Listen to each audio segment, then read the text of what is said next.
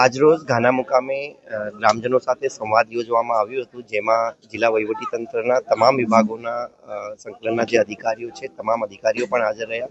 ગ્રામજનો પાસેથી ગામજનોને લગતા નાના મોટા જે પ્રશ્નો ગામને લગતા હોય છે, અમુક રસ્તાઓના પ્રશ્નો હોય છે, અમુક સ્ટ્રીટ લાઇટના પોલ નમેલા હોય છે, નાના મોટા જે પ્રશ્ન ગામજનોના હોય છે, આ રેવન્યુ રેકર્ડને લગતા પ્રશ્નો, તમામ પ્રકારના પ્રશ્નોની રજૂઆત સાંભળવામાં આવી છે.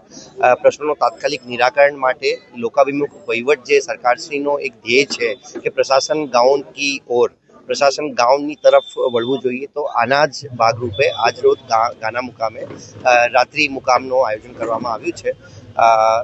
સવારે પણ ગામમાં સફાઈ, સ્વચ્છતા, શાળાના જે વર્ગખંડોને લગતો જે પ્રશ્ન હતો, આ પ્રશ્નનો પણ તપાસ કરવામાં સવારે પણ જવામાં આવશે.